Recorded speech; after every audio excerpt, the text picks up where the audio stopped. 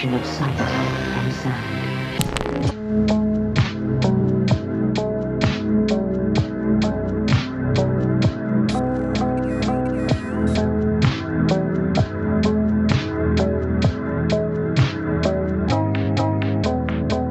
Today I'm going to talk about the design process of my Smoking Kills print, my pride and joy. So if you don't know me, I'm an artist over on Instagram. That's where the party is. Thank you to all my followers, by the way. You guys are great. I make animations. I've been learning Blender recently, and I made this animation right here. Age, 47 male, skin, white, lungs, black, fuckloads of smokes, fuckloads of fried chicken, fuckloads of beer.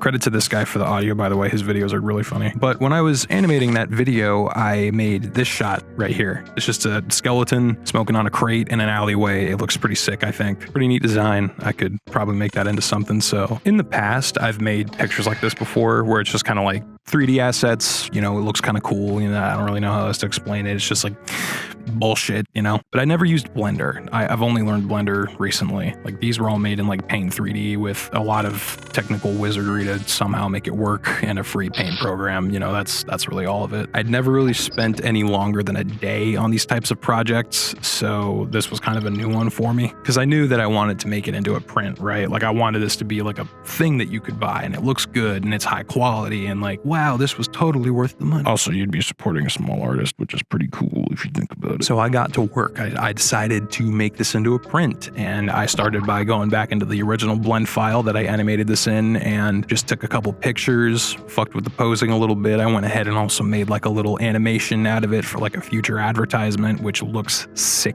I initially started poking around in that free paint program to see what I could do, but it was just kind of limited, and I wasn't getting something I wanted. E.g., it looked like total shit. So I just went ahead and threw this into Premiere. Now, Premiere is actually a kind of robust photo editing software if you know what you're doing. It's got a lot of nice trimming tools. There's the color grading and shit, and there's like a whole bunch of effects that you can throw on top of it. Adjustment layers. My best friend. The only reason I'm using Premiere is because I don't feel like paying for nor learning Photoshop or anything else. I know Premiere pretty good when it comes to all the effects, so I just decided that this might have been the way to go, and you know what? I think it turned out really good. So after poking around at it for a little bit, I added some text, I added the logo, added some stars in the background. I was actually kind of liking where this was going. I ended up settling on this as the first draft, I guess, if you want to put it that way. Before I went any further, though, I decided I wanted to get this printed on paper. So I uploaded this image to Walmart's photo center thing on their website, and then a few hours later, and $7 down the drain, here it is.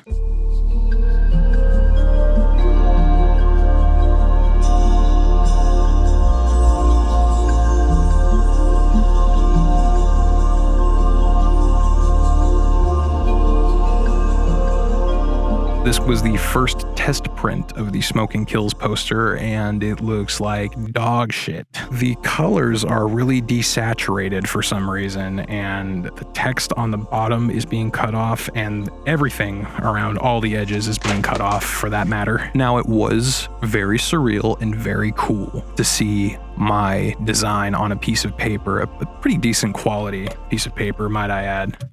Hear that? Pretty good. However, I was kind of disappointed with how it came out. The grainy effect I was going for is just not very sharp, if you ask me. It just kind of got lost in translation, which is fine. You know, it's good to get this kind of stuff done to see where you're going. So after this, I went home, I took a few notes, and I started messing with it again. I added some PNGs in the background for graffiti, very high tech. You know, you don't need anything fancy to make a cool looking print. Yeah, I added an arrow and a little skull drawing that I made. Let me know if you want this to be turned into a sticker or something. So after a week of messing with the colors and making sure everything looked right, and making the text smaller, making the logo smaller, adding a border was a big thing that I wanted to do because I didn't want this to happen again. I ended up with this. Now, I actually really like how this looks still. This is a few weeks after I finished the design and a few weeks after I started selling it. So, you know, I do feel like there are some things that I could have changed or made differently or even added to this. But yeah, I ended up with this. It looks pretty cool. I like it. It's nice. The scary part now, though, getting it printed. Now, initially I was thinking, let's go back to Walmart. Let's do a second test print. No.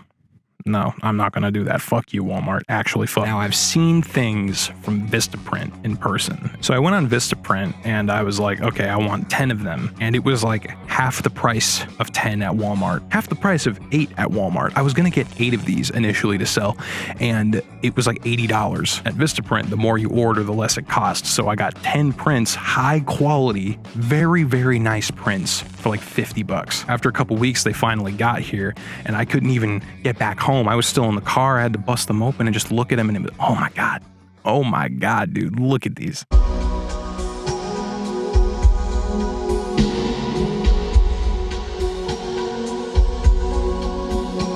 The texture of the paper, which is premium matte on their website, it just lends itself so well to the grainy vibe I'm going for. And the paper itself is also this really thick, like cardstock type of paper. So not only does it look good, the print itself feels durable. I'm not saying it's impenetrable. I'm just going to put that disclaimer right here on my Ko-Fi, but it's extremely nice, and the colors look great, the text looks great, and the border looks great. I think the border just adds so much to the design itself. Even she likes it. Also, I got to mention, this is not a sponsored segment. I'm not sponsored by Vistaprint. I just really want to glaze because of how these came out. So now for the final step in the process, I got to put these online and I got to ship them out to people. So I go ahead, I take a couple pictures, make a few little advertisement photos for my shop, put it on Ko-Fi, and a lot of people have bought them already. I'm not sold out yet, but I'm surprised I've sold more than one. The scary part of all this, though, is shipping it out. What do I ship it in? I initially was thinking ship them flat because they just look good out of the box. They're not bent. They're ready to go. You can hang them up right away. That's not very cost effective. So I ended up going with these cardboard tubes instead, which actually ended up being quite good and pretty cheap, which is nice. I like that. Here's the one thing, though, that I have not liked about this process really, and it's not something I can really change. The posters, because they're thick, really like to hold the shape of the tube that they were in. So, you'll get situations like this where my poor customer had to flatten it out with absolutely everything he could find. Or this customer right here who had to staple it to his wall to make it flat. So there's of course one last thing. Yes, you, the viewer, who can go to my Ko-Fi shop right now and pick up a print for yourself. As of the recording of this video, it's March 30th, 2025. There are 3 left. 3 left. Here's how many are left right now. If they're all sold out, there's a digital version as well as all my other little artworks on my Ko-Fi shop you can buy digitally. And I think that's it. Thanks for listening. Go buy a print. It's pretty cool. Put it up on your wall, roll it into a cigar, make a paper airplane. I don't care. Just go get one. You'll like it. You'll like it a lot. I promise. Okay, bye.